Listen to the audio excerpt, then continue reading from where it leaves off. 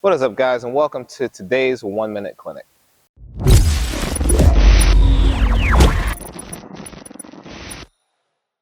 And before we get started, guys, don't forget to like and subscribe. And if you want your question answered and turned into a 1 Minute Clinic, comment your questions down below. I get to every single one.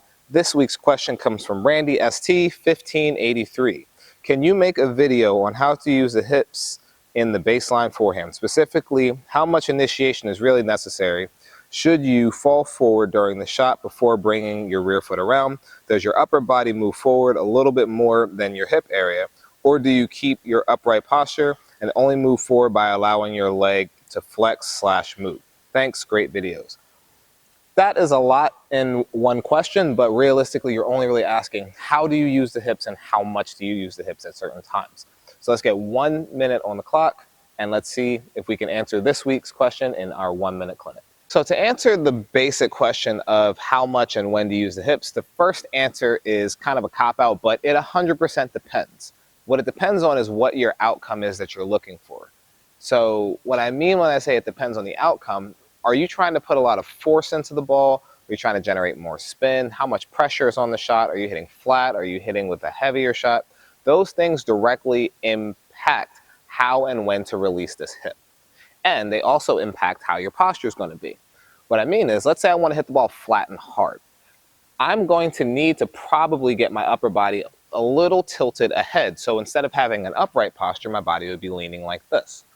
What that's also going to allow me to do is release the hip in a more linear fashion, meaning when I go to hit it and I drive this hip, now my momentum matches as I bring it through. And then in terms of initiation of the hip, what's going to happen is my hip and my legs are going to basically work in tandem.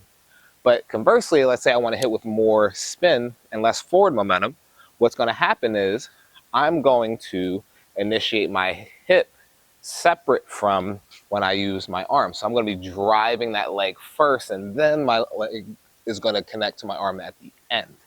So showing that kind of on a live setting, if I initiate forward, I'm going to end up with my body weight leaning, my line of my body kind of moving forward, and my hip and everything moving at the same time. And then if I'm going to try and generate more spin, my leg is going to come up and that hip's going to release, and then the racket and the arm are going to come around second. And then to kind of tie into that, the other question was, when do you let that leg move? Should that leg move? Should we keep it behind us? That's going to be dependent on how much force you're putting into the shot. Like when I said, if you're trying to hit with more spin, you're not really going to have a lot of that going on at the same time. You're going to pretty much just be driving up into the shot. So there won't really be a need for the leg to fall through. And likewise, if you're putting all of your momentum into it, that leg is going to come through and catch your body weight. But if you find yourself somewhere in the middle, you might have the leg come through, or you might not, all depending on how much forward momentum you need. That leg and that hip are going to release through the shot, but at the same time, you might not need to catch your body weight, which is really what that step through is for. When you step into the shot, let's say I move my body weight forward to the ball, my body weight's into it, but my leg doesn't have to come through the stroke. But if I put a lot of momentum into that, my leg drags all the way through.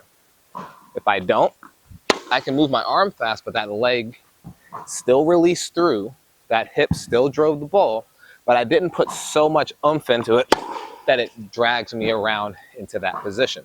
That was a pretty easy one when you actually look at how to break it down. It doesn't take that long to explain, but the one thing I want you guys to know is everything that I explained on the forehand side is the same on the backhand side with one slight change, depending on if you're using a one-hand or two-hand backhand.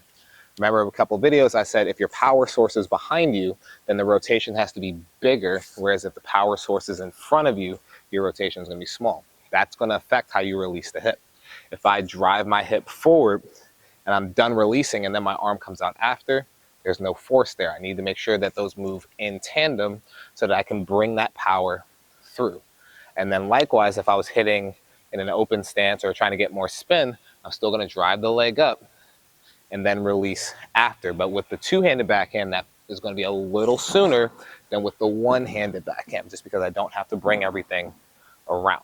But that's going to wrap it up, guys. If you know anybody that would benefit from this stuff, please send it off to them. And if you want your question answered and turned into a 1-minute clinic, don't forget to comment your questions down below. I get to every single one. But until then, I'll see you guys in the next one.